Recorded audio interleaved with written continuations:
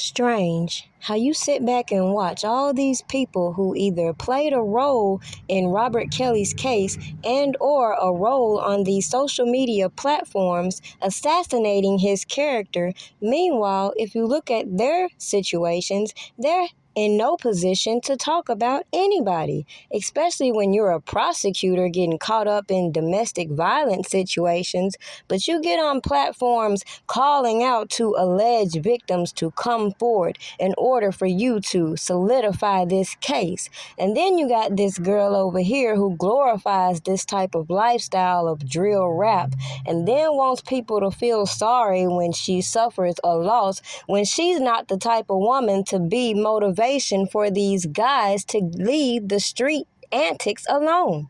Stay tuned as I break down my thoughts on the topic at hand, and that's Kim Foxx and Asian Doll's hypocrisy.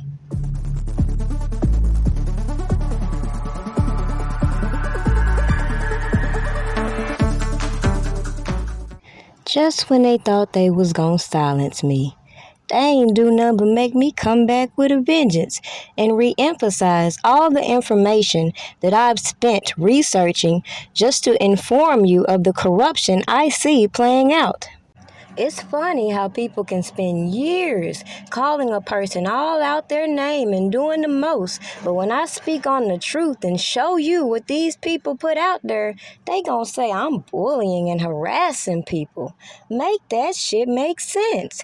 Meanwhile, the very purpose in me bringing this to your attention is because when we see all these tragedies in Chicago, for example, we see all these fake-ass advocates coming out pushing their agendas, and then we see janky-ass individuals attaching themselves to certain storylines, masking the real corruption going on. For example, take the Kanika Jenkins case and how this mother was desperately trying to search for her daughter. Yet, allegedly, because of hotel policies, people were not able to provide information about an adult. Now, with that being said, let's look at the history of this hotel in itself and why people aren't looking into the obvious corruption within that. But yet, we have all these people clout chasing and all these politicians and officials using certain cases for political gain and then want to come out here and play games, as we see mentioned in R. Kelly's latest motions, as they're hinting around the misconduct I've put you on from day one. And those that follow me already know that this paperwork that I'm speaking on will be in Patreon for you to read yourself and find your own interpretation. For everyone else, when I speak on civil rights violations and other things that I feel like violated this man's rights, it's for you to go and look at your rights, your amendments, and use your own discernment as to what I'm speaking on as I show you the things that I put in my content. Especially when this prosecutor who led the front line in hounding down these accusers against Robert Kelly is involved in domestic violations herself, not to mention the long history of misconduct that follows her, which should give you insight to everything she has put her hands on should be investigated and questioned, period, especially when you have other people who, just like I, saw through the bullshit with these so-called accusers and realized they were not credible, despite all the media coverage they're doing trying to assassinate this man's character.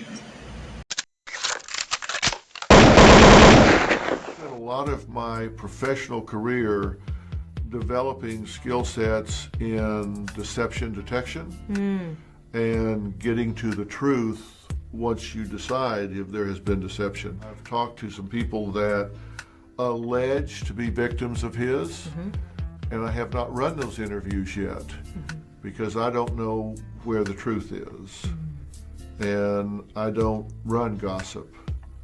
Until I find out the truth, I won't run those interviews. Cook County State's Attorney Kim Foxx and her office misled the public time and time again. It outlines Kim Foxx and the state's attorney's handling of this case, really outlining how they bungled this case from start to finish, for why this case was dismissed, to the public explanations given to why it was dismissed and even who Kim Foxx was talking to throughout the investigation. Special Prosecutor Dan Webb says Kim Foxx in the Cook County State's Attorney's Office may have violated legal ethics by abusing its discretion. I was appointed a special prosecutor because Judge Tooman believed that the circumstances under which the Smollett case was dismissed without a trial was not supported by the evidence. According to the report, Foxx illegally recused herself, but instead of publicly acknowledging it, she ignored it to avoid embarrassment.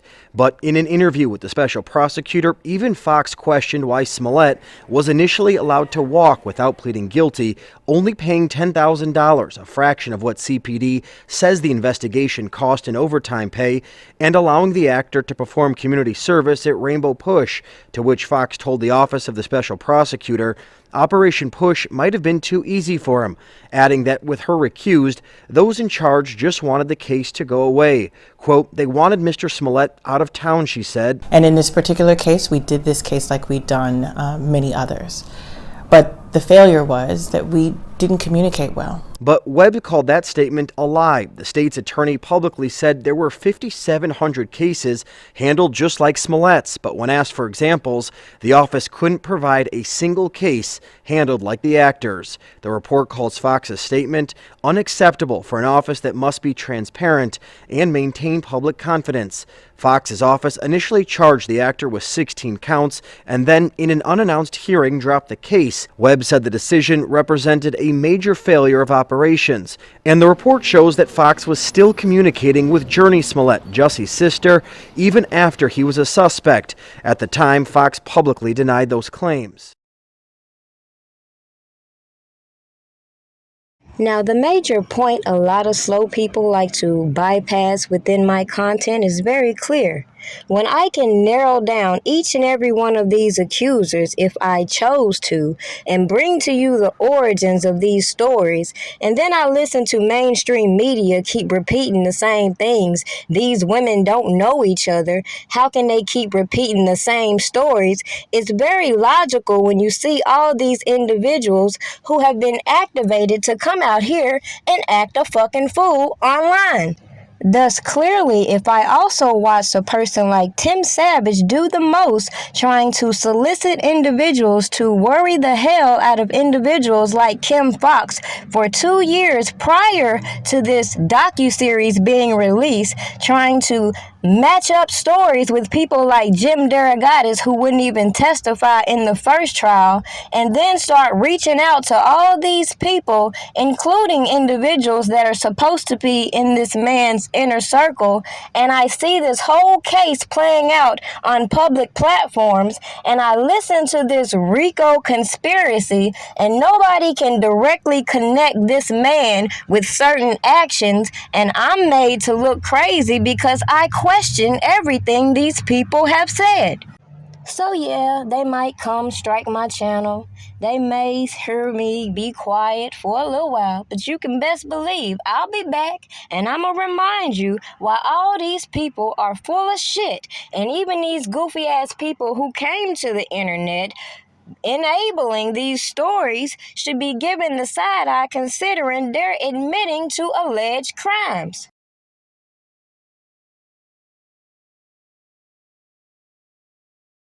But all these goofy-ass people want to bypass these grown-ass women being implicated in alleged child porn as agitators, gas you up, making you feel like Robert Kelly is such the villain, when even if you believe that, it's a lot of people you should be holding accountable instead of giving them platforms to write stupid-ass books. When it came to sex, it was sex to Robert, despite the age.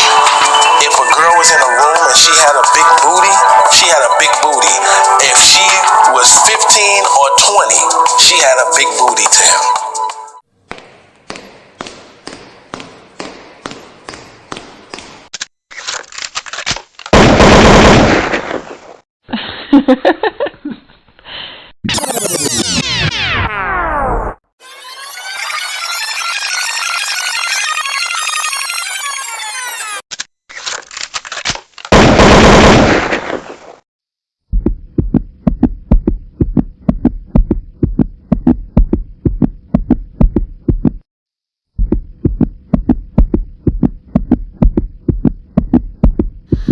Can I with you?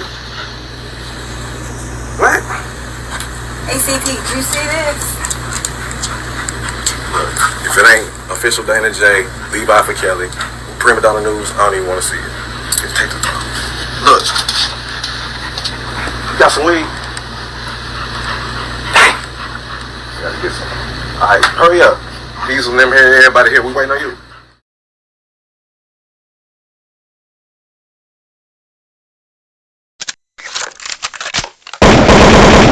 The Cook County State's Attorney is calling the allegations against R. Kelly in a Lifetime docuseries deeply disturbing, and she is asking any victims related to these allegations to come forward. What I will say is that if we are going to take these allegations seriously, it requires, this isn't one of those situations where it's just forensics. We need actual witnesses and victims to have the courage to tell their stories. This news comes as sources say the entertainer is being criminally investigated in Georgia. The investigation was launched over the past few days and is directly connected to the docuseries. R. Kelly has denied all the allegations against him. Now, I clearly showed you that I believe this whole docuseries was a tool in order to create a public outcry. So with that said, I can't take serious a lot of these personalities and their opinions filled with hypocrisy.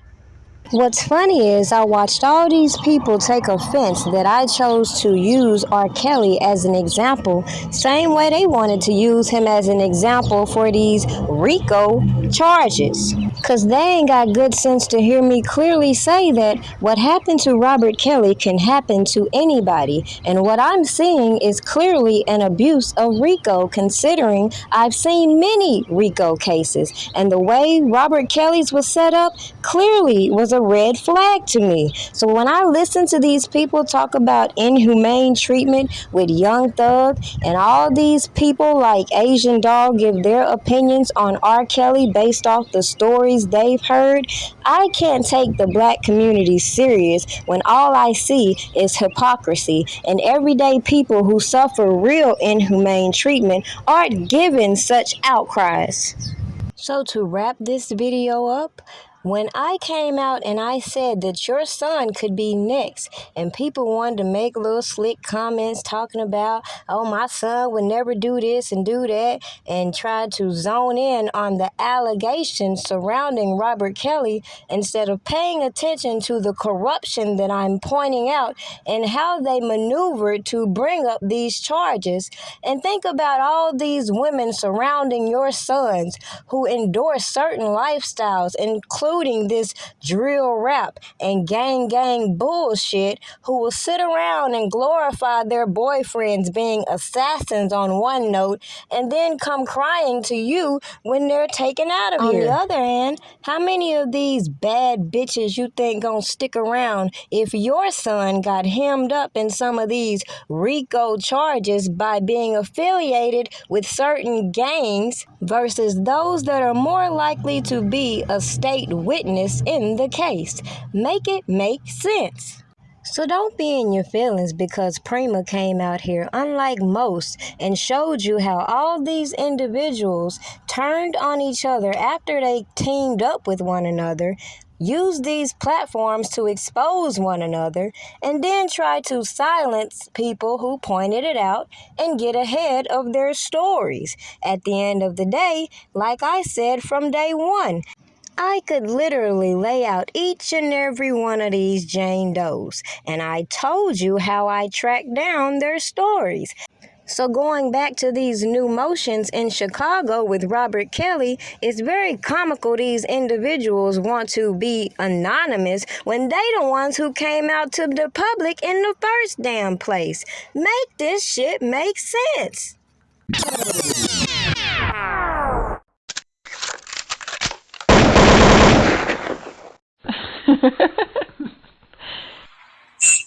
did our job. We brought the information to the public. Surviving R. Kelly went off, we kept that shit going. We got bus drivers, we got police officers, we got assistants, we got friends, we got people to lie, we got the storage, we got motherfucking video, audio, we got the storage, we got motherfucking video, audio. You ever seen Asriel at my house? You ever seen parents at my house?